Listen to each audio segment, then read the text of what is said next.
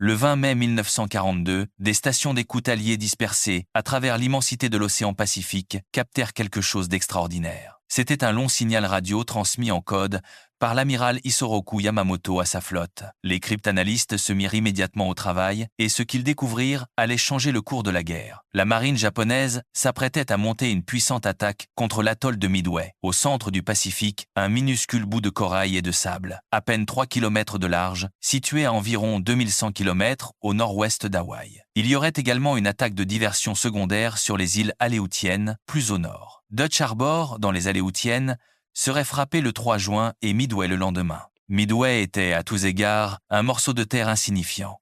2 petites îles, Sand Island et Eastern Island, encerclées par un récif corallien. Midway, entouré de milliers de kilomètres d'océan, vide dans toutes les directions. Pas de ville, pas de port, pas de ressources stratégiques. Mais sa position était tout. Midway se dressait comme une sentinelle au centre du Pacifique, à peu près équidistante entre l'Asie et l'Amérique du Nord. Quiconque contrôlait Midway contrôlait les approches d'Hawaï, et quiconque contrôlait Hawaï détenait la clé de l'ensemble du Pacifique. Yamamoto le comprenait. Nimitz le comprenait encore mieux. L'ampleur de ce que Yamamoto planifiait était à couper le souffle. Il engagea la quasi-totalité de la flotte japonaise dans son opération. 160 navires de guerre, dont 8 porte-avions, avec plus de 400 appareils embarqués. C'était la force navale la plus imposante que le Japon eût jamais assemblée pour une seule opération. Le plan de Yamamoto était ambitieux, complexe et méticuleusement détaillé. Il avait l'intention d'attirer les restes de la flotte américaine du Pacifique dans un piège, de la détruire une fois pour toutes et de s'emparer de Midway comme base avancée depuis laquelle le Japon pourrait dominer le Pacifique central. Mais Yamamoto avait fait une hypothèse critique, une hypothèse qui s'avérerait fatale à l'ensemble de son plan. Il supposait que les Américains ne savaient pas qu'il arrivait. Il avait tort. 6 mois plus tôt, les Japonais avaient stupéfié le monde avec leur attaque surprise dévastatrice sur Pearl Harbor. En une seule matinée, ils avaient mis hors de combat la flotte de cuirassés américaine, tué plus de 2000 militaires et annoncé l'arrivée du Japon en tant que grande puissance militaire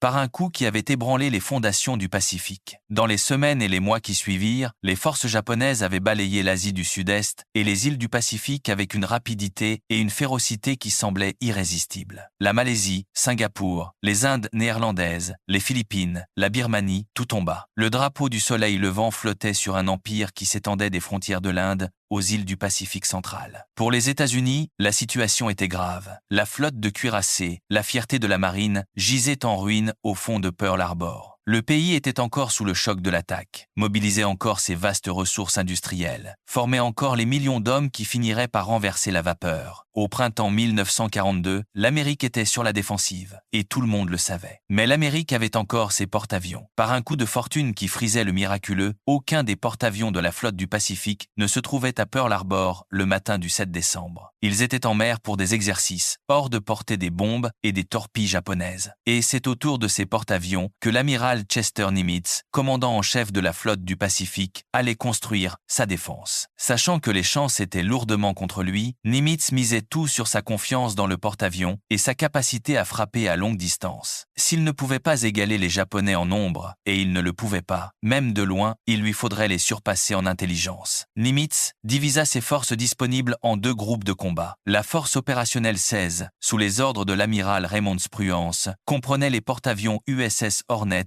et USS Enterprise. La force opérationnelle 17, sous les ordres de l'amiral Frank Jack Fletcher, comprenait le porte-avions USS Yorktown. 3 porte-avions contre les 8 de Yamamoto. L'arithmétique était terrifiante, mais Nimitz possédait quelque chose que Yamamoto n'avait pas. Il savait exactement quand et où l'attaque allait frapper. Le renseignement qui rendait cela possible venait d'une unité de cryptanalystes basée à Pearl Harbor, dirigée par le commandant Joseph Rochefort. Ces hommes travaillaient sans relâche, dormant sur des couchettes dans leur bureau en sous-sol, survivant au café et à la détermination, s'acharnant à déchiffrer le code naval japonais connu sous le nom de JN-Ving 5. Leur travail était minutieux et peu glorieux, à des années-lumière des batailles spectaculaires qui allaient bientôt suivre. Mais c'est leur contribution invisible et silencieuse qui rendit tout le reste possible.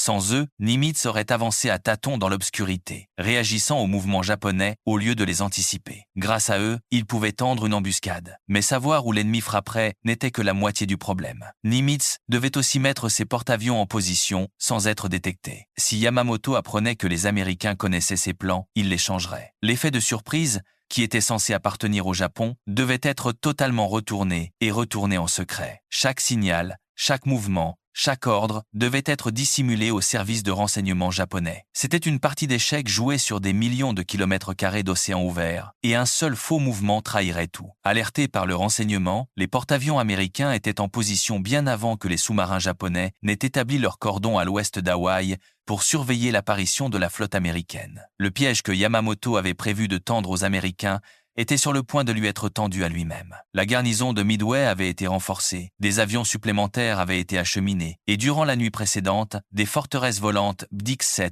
s'étaient posées à Midway. À 7 heures du matin, elles étaient sur la piste, en train d'être ravitaillées. Une fois l'ennemi repéré, elles seraient en place et prêtes à monter une attaque aérienne contre la flotte japonaise. Dans la lumière grise avant l'aube du 3 juin, l'enseigne Jack Reed pilotait un hydravion Catalina en patrouille de reconnaissance depuis Midway, scrutant l'océan en dessous à la recherche du moindre signe de la flotte ennemie. Le Catalina était un appareil lourd et peu gracieux, lent et vulnérable, mais il avait une portée extraordinaire. Et ce matin-là, c'est précisément la portée dont on avait besoin. Les ordres de Reed étaient simples, trouver les Japonais. À 9 heures du matin, il les trouva. En dessous de lui, dispersés sur le Pacifique bleu étincelant, se trouvaient les navires de transport et les croiseurs d'escorte de la force d'invasion japonaise. Les navires qui transportaient les troupes destinées à prendre d'assaut les plages de Midway une fois que les défenses de l'île auraient été ramollies par les attaques aériennes. Reed transmit immédiatement un message radio à Midway et l'ordre fut donné, monter une attaque avec les forteresses volantes Bdix-7. Tandis que les lourds bombardiers s'élançaient laborieusement sur la piste de Midway et s'élevait dans le ciel, une nouvelle parvint à l'amiral Fletcher à bord du Yorktown. L'attaque de diversion japonaise était déjà en cours. Dans les premières heures de ce matin-là, exactement comme les signaux interceptés l'avaient prédit, les Japonais avaient frappé les îles aléoutiennes. Des torpilleurs et des chasseurs Zéro du porte-avions Ryujo avaient attaqué la base américaine de Dutch Harbor, sur l'île d'Unalaska. Ils infligèrent des dégâts aux dépôts de carburant, aux casernes, à un hôpital et à une église. C'était un mouvement calculé, conçu pour attirer les forces américaines vers le nord, loin de Midway, et diviser la défense. Mais Nimitz ne se laissa pas abuser. Il avait lu le courrier de l'ennemi. Il savait que l'attaque des Aléoutiennes n'était qu'une feinte, un spectacle secondaire destiné à le distraire de l'événement principal. Il refusa de détourner des forces importantes vers le nord, loin de l'endroit où se livrerait la vraie bataille. Chaque porte-avions, chaque appareil, chaque pilote dont il disposait serait concentré à Midway. Pas de dispersion, pas de division des forces, pas de jeu dans les mains de Yamamoto. Pendant ce temps, la force de frappe des porte-avions japonais, sous les ordres de l'amiral Chuichi Nagumo, le même homme qui avait conduit l'attaque sur Pearl Harbor 6 mois auparavant, zigzaguait à travers un épais brouillard, totalement inconscient du fait que la flotte de Fletcher l'attendait en embuscade. Les porte-avions de Nagumo étaient la crème de la marine japonaise. L'Akagi, le Kaga, le Soryu et le Hiryu. Ils transportaient les aviateurs navals les plus expérimentés du monde des hommes qui avaient bombardé Pearl Harbor, coulé le cuirassé britannique Prince of Wales et le croiseur de bataille Repulse et balayé tout sur leur passage à travers les océans Pacifique et Indien. Ils étaient confiants, aguerris au combat et d'une compétence suprême. Nagumo lui-même était un homme prudent par nature, un spécialiste des torpilles, propulsé dans l'univers de la guerre des porte-avions presque par accident. Il avait conduit l'attaque de Pearl Harbor avec compétence plutôt qu'avec éclat. Et il se trouvait des gens dans la marine japonaise qui se demandaient s'il avait les instincts nécessaires pour le type de bataille de porte-avions rapide et à hauts enjeux qui l'attendait. Ces doutes allaient être mis à l'épreuve de la façon la plus brutale qui soit. À bord des porte-avions, les pilotes et les équipages accomplissaient leur rituel d'avant l'aube. Les ultimes vérifications du matériel, les dernières cigarettes, les prières silencieuses, c'était l'élite de l'aviation navale japonaise. Beaucoup d'entre eux volaient depuis la guerre en Chine. Ils connaissaient leurs appareils, leurs tactiques, et ils se connaissaient entre eux. Ils étaient les meilleurs dans ce qu'ils faisaient. Mais ce matin-là, pour la première fois, ils allaient affronter un ennemi qui savait qu'ils arrivaient. Ils n'avaient aucune idée de ce qui les attendait. Le 4 juin 1942, le jour qui allait décider du sort de la guerre du Pacifique. Dans les premières heures du matin, les porte-avions de Nagumo émergèrent de la banque de brouillard dans des conditions calmes et dégagé. À 4h30, il lança sa première frappe contre Midway. 108 appareils torpilleurs, bombardiers en piqué et chasseurs Zéro décollèrent des ponts des porte-avions et se formèrent dans le ciel d'avant l'aube avant de mettre le cap au sud-est vers l'atoll. Leur mission était de détruire les défenses de Midway, de neutraliser le terrain d'aviation et d'éliminer tous les appareils au sol. Ils furent immédiatement repérés par le radar de Midway. Le point lumineux apparut sur l'écran, se multiplia et l'alerte fut donnée à travers toute l'île. Les opérateurs radars pouvaient voir la taille de la formation entrante, et elle était énorme. Plus de 100 appareils volants en formation serrée, se rapprochant rapidement. Chaque chasseur capable de voler fut mis dans les airs en urgence. La garnison de l'île se prépara à l'impact. Sur la piste, les équipes au sol sprintèrent pour dégager les appareils restants, les poussant vers les bords de la piste pour les mettre dans les airs ou du moins hors de la ligne de tir. Chaque seconde comptait. Dans quelques minutes, les premières bombes tomberaient. Les chasseurs zéro apparurent depuis derrière les nuages et les défenses de l'île entrèrent immédiatement en action. Les chasseurs de Midway, un mélange d'appareils plus anciens, dépassés par les agiles Zéros, s'élancèrent pour engager l'ennemi. Le combat fut acharné, mais désespérément inégal. Les pilotes américains se battirent avec un courage extraordinaire. Mais les Zéros étaient plus rapides, plus maniables, et pilotés par des vétérans qui affinaient leurs compétences depuis la guerre en Chine. Les bombardiers japonais balayèrent Midway et lâchèrent leurs bombes. Des dommages considérables furent infligés aux terrains d'aviation, aux bâtiments et à la garnison. Les hangars brûlèrent. Les dépôts de carburant explosèrent. Les bâtiments furent réduits en gravats. Mais quand la fumée se dissipa et que la formation japonaise fit demi-tour pour rentrer, un fait crucial émergea. La piste restait intacte. Midway était endommagée, mais non détruite. Et ce seul fait allait hanter Nagumo pour le reste de la journée. L'amiral Nagumo se trouvait désormais dans un dilemme. Sa première attaque n'avait pas neutralisé le terrain d'aviation, comme prévu celui-ci était toujours opérationnel. Une deuxième attaque aérienne était nécessaire pour achever le travail. Mais une deuxième attaque impliquait de réarmer ses appareils, ce qui prendrait du temps, un temps pendant lequel ses porte-avions seraient vulnérables. Avant même qu'il ait pu prendre une décision, les Américains la prirent pour lui. Les bombardiers de Midway arrivèrent au-dessus de sa flotte et attaquèrent ses navires. B-17, torpilleurs, bombardiers en piqué, tout ce que Midway pouvait mettre dans les airs, fut lancé contre la flotte japonaise. Les attaques étaient courageuses, presque témérairement courageuses, mais elles causèrent peu de dommages matériels. Les bombes manquèrent leur cible. Les torpilles furent évitées. Les navires japonais se contorsionnèrent à travers les explosions, leurs capitaines exécutant des manœuvres d'évitement violentes qui envoyaient des murs d'eau blanche cascadés sur leurs proues, émergeant indemnes, encore et encore. Mais bien que ces attaques ne causassent pas de dommages significatifs aux navires, elles firent quelque chose de bien plus important. Elles changèrent le cours de la bataille. Le harcèlement incessant des appareils de Midway maintint Nagumo sur la défensive, le força à manœuvrer en réaction et consuma de précieuses minutes et heures. Chaque minute passée à esquiver des bombes était une minute non consacrée à lancer sa propre attaque. Et le temps, en ce jour, était la denrée la plus précieuse de toutes et il s'écoulait entre les doigts de Nagumo comme du sable.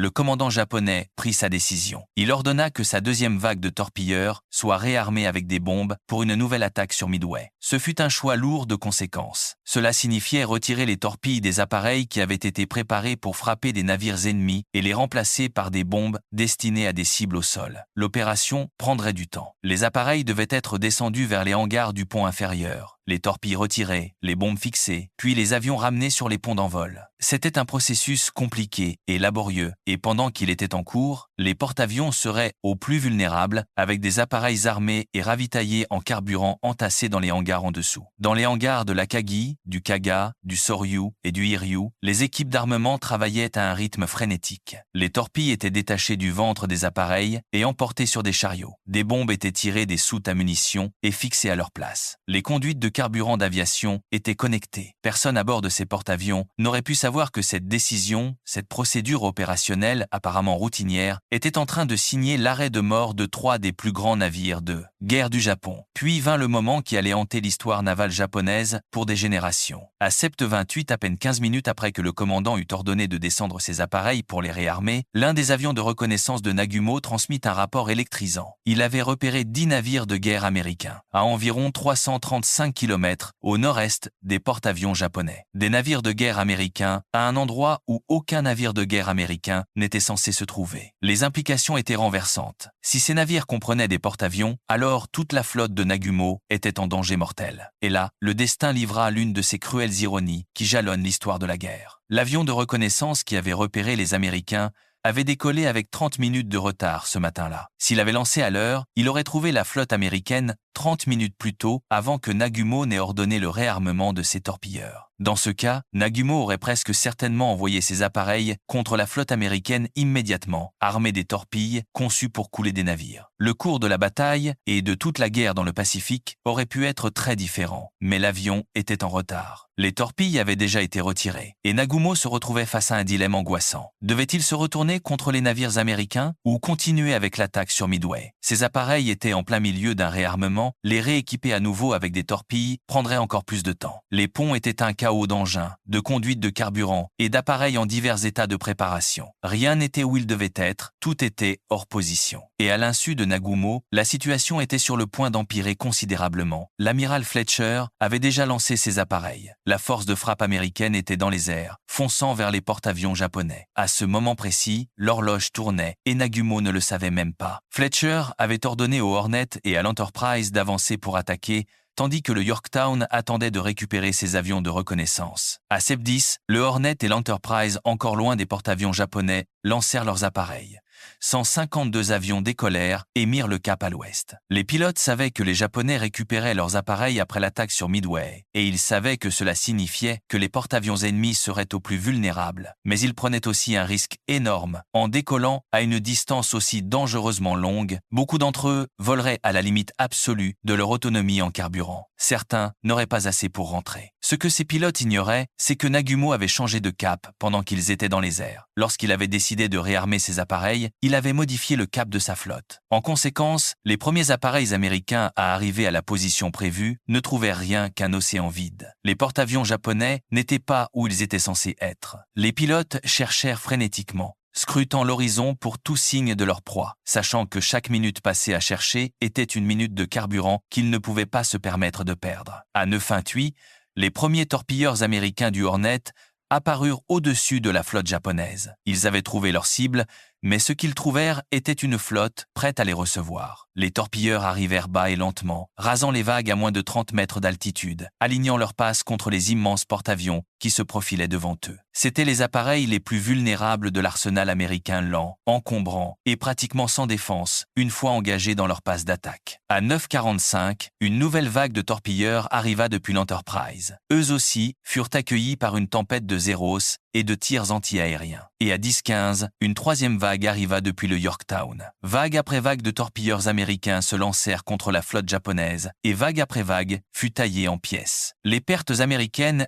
étaient catastrophiques. Les Zeros et les tirs anti-aériens des navires faisaient un tribut terrible. Seulement 4 des torpilleurs de la première vague de l'Enterprise réussirent à rentrer au porte-avions. Les équipages du Hornet et du Yorktown souffrirent de la même façon. Beaucoup de torpilleurs furent abattus avant même de pouvoir lâcher leurs armes. Ceux qui parvinrent à larguer leurs torpilles les virent manquer la cible ou se dérégler. Pas une seule torpille ne toucha un navire japonais. Les pilotes qui réussirent à rentrer durent encore affronter l'épreuve supplémentaire d'apponter un appareil endommagé par les combats sur un pont de porte-avions en mouvement. Le sacrifice des équipages de torpilleurs sembla, en ce terrible moment, avoir été vain. Ils avaient attaqué avec un courage extraordinaire et n'avaient rien accompli. Leurs escadrons avaient été pratiquement anéantis. Leurs amis et camarades étaient morts, flottant dans les eaux chaudes du Pacifique ou coulant avec leurs appareils vers le fond de l'océan. L'escadron de torpilleurs 8, issu du Hornet, avait été presque entièrement détruit. Des 15 appareils qui avaient attaqué, 14 furent abattus. Des 30 hommes qui avaient piloté ces avions, 29 furent tués. Un seul homme survécut, l'enseigne George Gay, qui flottait dans l'océan au milieu des débris, se cachant sous un coussin de siège pour éviter d'être mitraillé, regardant le reste de la bataille se dérouler depuis la première rangée la plus terrifiante de l'histoire. Le courage de ces hommes défie toute description facile. Ils savaient dans quoi ils s'engageaient. Ils pouvaient voir les Zeros qui essaimaient au-dessus de la flotte. Ils pouvaient voir les tirs anti-aériens s'élever vers eux comme un mur d'acier et de flammes. Ils savaient que leurs appareils lents et vulnérables étaient des pièges mortels face à une telle opposition. Et pourtant ils poursuivirent leurs attaques, maintenant leur cap,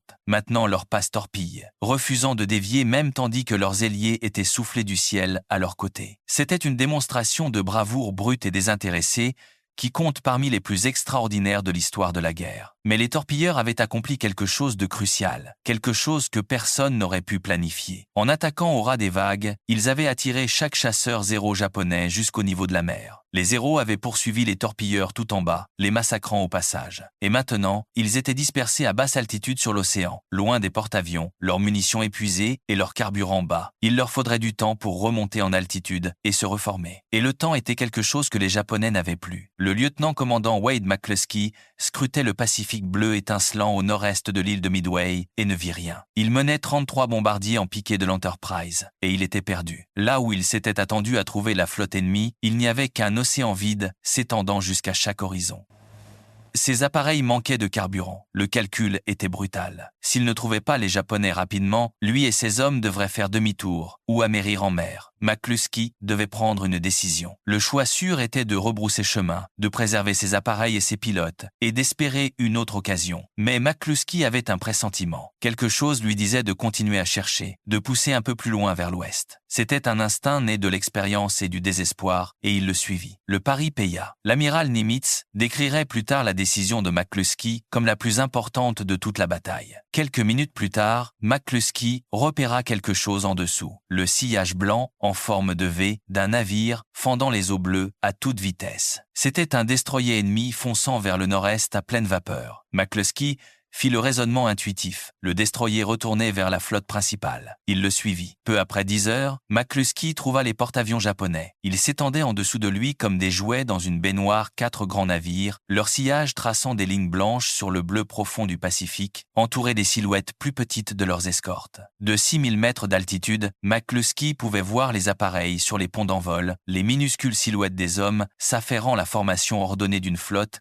qui ne savait pas qu'elle allait mourir. C'était un spectacle qu'aucun pilote américain n'avait osé espérer, et McCluskey sut en cet instant que le destin de la guerre du Pacifique était entre ses mains. Il n'hésita pas. Il divisa sa formation en assignant les cibles et conduisit ses bombardiers en piqué dans leur attaque. Ce que McCluskey vit de 6000 mètres était un spectacle qu'aucun pilote américain n'avait osé espérer. Les ponts des porte-avions japonais étaient encombrés de près de 100 appareils. Des avions étaient en cours de ravitaillement et d'armement. Des conduites de carburant d'aviation serpentaient sur les ponts d'envol. Le ciel au-dessus des porte-avions japonais était vide. Pas de couverture de chasseurs, pas de défense. Rien entre les bombardiers en piqué de McCluskey et les cibles les plus importantes du Pacifique. Les premières vagues de torpilleurs avaient souffert désastreusement. La plupart avaient été abattus par les Zeros. Mais leur sacrifice, leur bravoure apparemment futile et suicidaire avaient créé ce moment. Ils avaient attiré les Zeros vers le bas. Ils avaient dégagé le ciel. Et maintenant, les bombardiers en piqué de McCluskey arrivaient inaperçus, rejoints par 10 à 7 bombardiers en piqué supplémentaires du Yorktown. McCluskey ne pouvait pas être arrivé à un meilleur moment. Les porte-avions japonais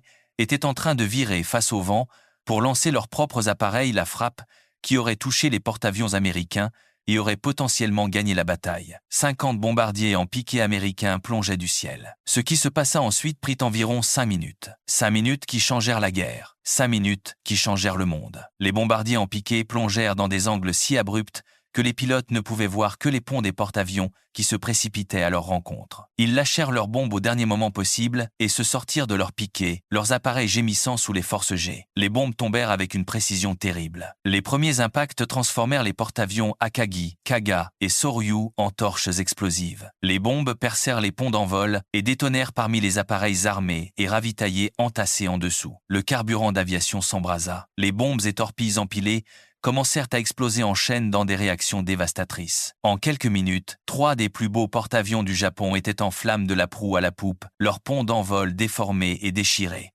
leurs hangars transformés en enfer. Des colonnes de fumée noire s'élevèrent à des milliers de mètres dans le ciel, visibles à des dizaines de kilomètres. En quelques minutes, la majeure partie de la première flotte aérienne japonaise avait été anéantie. La fierté de la marine impériale japonaise, la force de frappe qui avait conquis la moitié du Pacifique, était en train de brûler. À bord des porte-avions frappés, les scènes étaient apocalyptiques. Des explosions déchiraient les hangars, propulsant des nappes de flammes rugissantes à travers les puits d'ascenseurs. Des conduites de carburant éclataient, ajoutant des rivières d'essence d'aviation en feu à l'enfer. Les munitions explosaient en rafales staccato. Les porte-avions étaient devenus des bûchers flottants. Les marins et pilotes japonais qui survécurent à ces premières minutes terribles firent ce qu'ils purent. Ils combattirent les incendies avec des lances dont l'eau tarirait. Ils traînèrent des camarades blessés loin des flammes qui avançaient.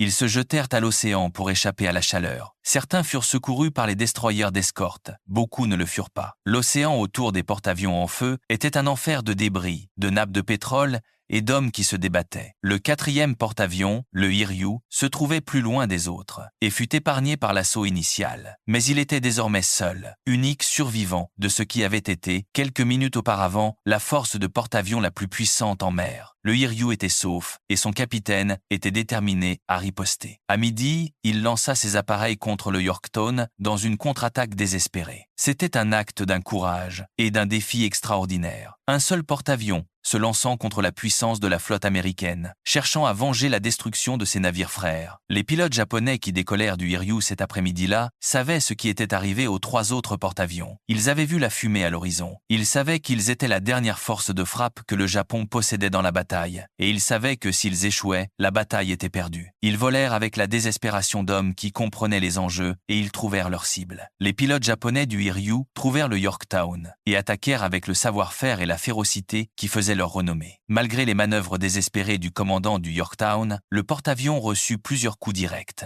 Des bombes fracassèrent son pont d'envol et explosèrent au cœur du navire. Des incendies éclatèrent en dessous des ponts. Les équipes de contrôle des avaries se battirent de toutes leurs forces, luttant contre les flammes et les inondations, s'efforçant de maintenir leur navire en vie. Le Yorktown se battit durement pour survivre face aux bombardiers japonais, mais les coups étaient incessants. Une deuxième vague d'appareils japonais arriva et lui planta des torpilles dans la coque. Le grand navire gita lourdement, prenant l'eau par les brèches béantes dans son flanc. Les moteurs s'arrêtèrent, les lumières s'éteignirent sous les ponts. Des hommes travaillèrent dans l'obscurité et les eaux montantes, tentant d'étayer les cloisons et de contenir les inondations. À 14h40, après un nouveau coup direct de torpille, le Yorktown était si grièvement blessé que l'amiral Fletcher n'eut d'autre choix que d'ordonner l'abandon du navire. L'équipage passa par-dessus bord de façon ordonnée, glissant le long de cordages dans l'eau mazoutée où ils furent recueillis par les destroyers d'escorte. Fletcher remit le commandement de toute la force américaine à l'amiral Spruance, commandant de la force opérationnelle 16. La perte du Yorktown fut un coup amer. Ça avait été un navire vaillant endommagé lors de la bataille de la mer de Corail 1 mois auparavant à peine, et rapiécé en un remarquable délai de 72 heures à Pearl Harbor, précisément pour cette bataille. Le travail de réparation avait relevé du miracle. Quand le Yorktown avait boité jusqu'à Pearl Harbor, l'estimation initiale était que les réparations prendraient 90 jours. Nimitz en accorda 3 aux ouvriers du chantier naval, qui travaillèrent sans relâche, en équipe qui ne s'arrêtèrent jamais. Ils soudèrent des plaques d'acier sur les brèches béantes dans sa coque,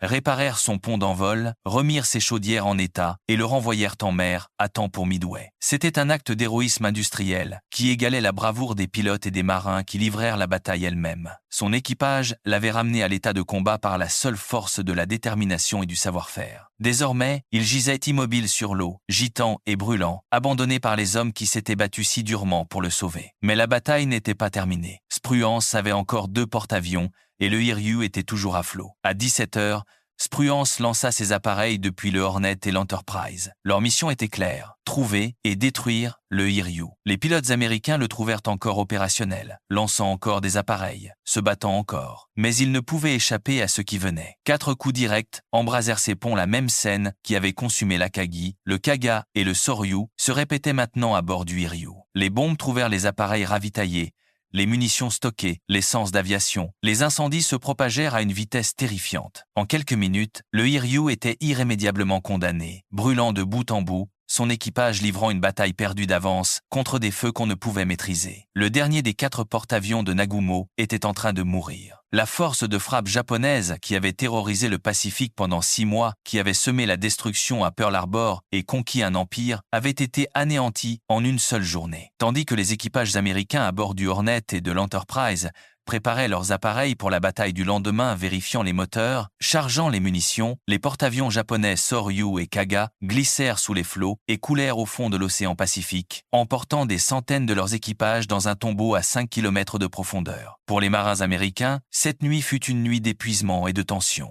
Ils avaient remporté une victoire extraordinaire, mais ils savaient que la bataille n'était pas terminée. Quelque part dans l'obscurité, le reste de la flotte de Yamamoto, ses cuirassés, ses croiseurs, ses destroyers, ses transports, étaient encore en liberté. Les Japonais disposaient encore d'une supériorité écrasante en navires de surface. Si Yamamoto choisissait de presser de l'avant avec ses cuirassés, les 2 porte-avions américains pourraient se trouver en sérieux danger. Spruance, toujours prudent, fit reculer sa flotte vers l'est durant la nuit, mettant de la distance entre lui et toute attaque de surface japonaise possible. C'était une décision que certains critiqueraient plus tard, mais que la plupart reconnaîtraient comme avisée. Spruance avait gagné la bataille des porte-avions. Il n'allait pas risquer de perdre ses précieux ponts plats dans une action nocturne contre des cuirassés japonais. À l'aube du 5 juin, la nouvelle parvint à la flotte américaine que le Hiryu, brûlant encore comme une torche à l'horizon, coulait rapidement. Son équipage avait combattu toute la nuit pour le sauver, mais les incendies étaient trop violents et les dommages trop étendus. Peu après, des rapports confirmèrent que le porte-avions restant, l'Akagi, avait suivi le même sort que les 3 autres. Le grand navire qui avait conduit l'attaque sur Pearl Harbor avait disparu, englouti par le Pacifique qu'il avait autrefois dominé. 4 des plus beaux porte-avions du Japon avaient sombré. L'Akagi, le Kaga, le Soryu et le Hiryu, le cœur et l'âme de la puissance de frappe de la marine impériale japonaise,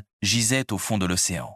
À des milliers de brasses de profondeur, leurs appareils, leurs munitions et des centaines de leurs équipages enfermés à jamais en leur sein. Le 6 juin, Yamamoto donna l'ordre de retraite générale. Le grand amiral battait en retraite. La flotte japonaise, qui avait appareillé de ses eaux natales avec une telle confiance et une telle supériorité écrasante, faisait route vers son pays en déroute. Pour Yamamoto, c'était un moment d'angoisse personnelle profonde. Il avait misé sa réputation et sa flotte sur cette opération. Il avait promis à son empereur que Midway serait la bataille décisive qui forcerait les Américains à négocier. Au lieu de cela, il avait perdu le cœur de sa puissance de frappe en un seul après-midi catastrophique. Les 4 porte-avions qui gisaient désormais au fond de l'océan avaient pris des années à construire et une génération de pilotes à former. Ils ne pourraient pas être rapidement remplacés, et Yamamoto savait mieux que la plupart de ses compatriotes ce que cela signifiait pour l'avenir de la guerre. Il avait étudié à Harvard. Il avait servi comme attaché naval à Washington. Il comprenait la puissance industrielle des États-Unis et il savait que dans une guerre longue, le Japon ne pouvait pas gagner. Midway avait été son pari pour mettre fin rapidement à la guerre à des conditions favorables. Ce pari avait échoué. Mais même dans la retraite, il y eut un dernier coup. Des appareils américains attaquèrent 2 croiseurs japonais durant le repli, en coulant un et endommagant gravement l'autre.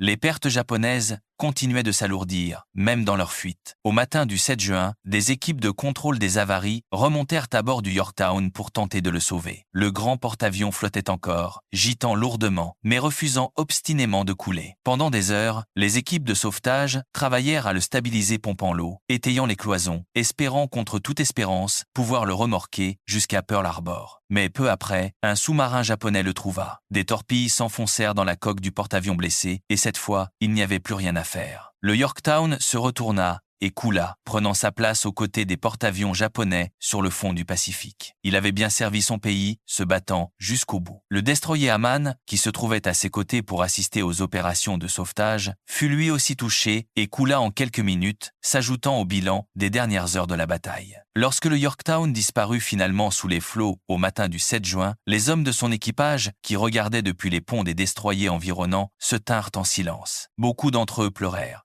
Il avait été leur foyer, leur forteresse flottante, le navire qui les avait portés à travers la mer de corail et à travers la plus grande bataille navale de la guerre. Le regarder partir, c'était comme regarder une partie d'eux-mêmes sombrer dans le Pacifique. Les États-Unis avaient détruit la principale force de frappe japonaise, 4 porte-avions et un croiseur lourd, 322 appareils et près de 5000 hommes et officiers. C'était une perte dont la marine japonaise ne se remettrait jamais. Les porte-avions pourraient éventuellement être remplacés, mais les pilotes et équipages expérimentés qui avaient coulé avec eux, non. Des années d'entraînement, des milliers d'heures de vol, le savoir-faire et les connaissances accumulées des meilleurs aviateurs navals du monde, tout cela avait disparu, englouti au fond du Pacifique en un seul après-midi. La flotte américaine du Pacifique, loin d'avoir été détruite comme Yamamoto l'avait promis, avait remporté une victoire remarquable. Et qui plus est, comme c'est si souvent le cas dans l'histoire militaire, elle avait vaincu un ennemi qui lui était largement supérieur en nombre. Quand les historiens se penchèrent sur la bataille de Midway, ils identifièrent une constellation de facteurs qui avaient déterminé le résultat. L'effort japonais fut compromis par une stratégie déficiente, des erreurs tactiques et la malchance. Le plan de Yamamoto, malgré toute sa complexité, était vicié de façon fatale. Il avait divisé ses forces, répartissant sa vaste armada en plusieurs groupes dispersés sur des milliers de kilomètres d'océan. Son attaque de diversion sur les Aléoutiennes avait détourné des porte-avions et des appareils qui auraient pu faire une différence décisive à Midway. Et son hypothèse selon laquelle les Américains seraient pris par surprise, le fondement même de tout son plan, était erroné dès le départ. L'indécision de Nagumo au moment critique, ses atermoiements angoissants entre réarmer ses appareils pour une deuxième frappe sur Midway ou attaquer la flotte américaine lui coûta la bataille. S'il avait pris une décision plus rapide, si l'avion de reconnaissance n'avait pas eu 30 minutes de retard, si n'importe laquelle d'une douzaine de variables avait été légèrement différente, le résultat aurait pu être inversé. La guerre est une tapisserie tissée de tels fils du hasard. Du côté américain, la victoire fut bâtie sur un excellent renseignement, une organisation aéronavale remarquable, un commandement tactique du plus haut ordre et, surtout, une grande part de chance. Les cryptanalystes qui déchiffrèrent les signaux de Yamamoto offrirent à Nimitz le cadeau le plus précieux qu'un commandant puisse recevoir: la connaissance préalable des intentions de l'ennemi. Sans ce renseignement, Nimitz aurait combattu en aveugle, et les 3 porte-avions américains auraient presque certainement été pris dans une situation de désavantage catastrophique. La décision de McCluskey de continuer à chercher vers l'ouest plutôt que de rebrousser chemin, son repérage du sillage du destroyer solitaire, le moment de son arrivée au-dessus des porte-avions japonais, précisément quand les Eros étaient au niveau de la mer et que les ponts étaient encombrés d'appareils ravitaillés, tout cela était des éléments de fortune qu'aucune planification n'aurait pu garantir. Les Américains étaient compétents et courageux, mais ils eurent aussi de la chance. Et à Midway, la chance arriva exactement au bon moment. Le coup pour les Américains fut significatif, mais supportable. Ils avaient perdu un porte-avions, le vaillant Yorktown, 137 appareils et 307 hommes. Ces pertes étaient réelles et douloureuses, mais la portée stratégique de la victoire était incalculable. Les Américains avaient renversé le cours de la guerre dans le Pacifique en une seule journée. L'avance japonaise apparemment irrésistible avait été stoppée.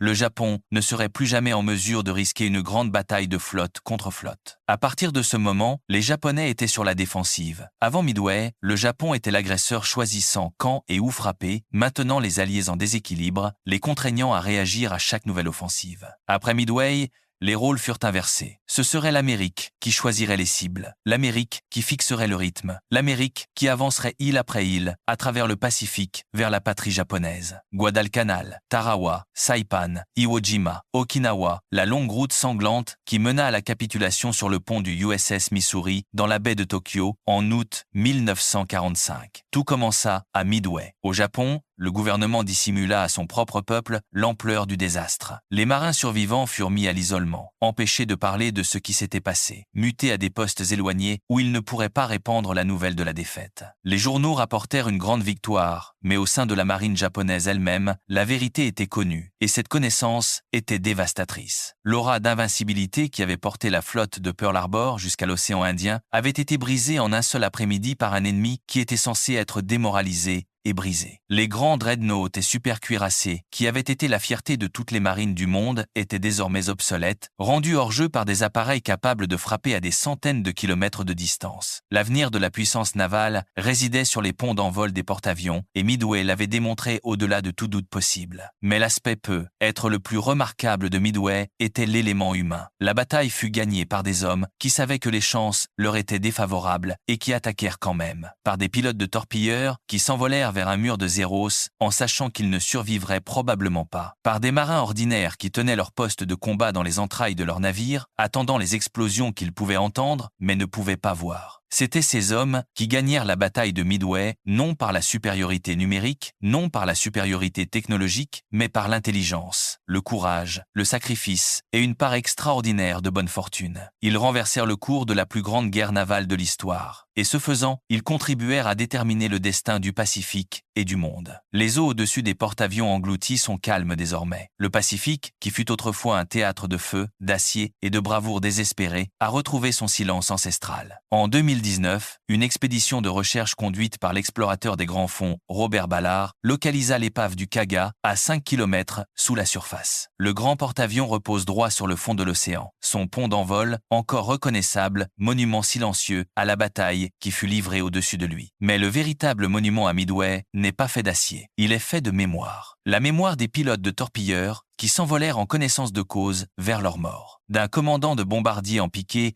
qui fit confiance à ses instincts plutôt qu'à sa jauge de carburant. D'un amiral qui misaient tout sur 3 porte-avions et les hommes qui les naviguaient, de cryptanalystes qui travaillèrent dans un sous-sol et changèrent le monde. Leur histoire perdure parce qu'elle nous rappelle que le cours de l'histoire n'est jamais prédéterminé, que le courage peut surmonter les obstacles, que l'intelligence peut vaincre la force et que les actions de quelques hommes courageux, en quelques heures critiques, sur quelques kilomètres carrés d'océan, peuvent changer le cours du monde. La bataille de Midway les 4, 5, 6 et 7 juin 1942. La bataille qui renversa la marée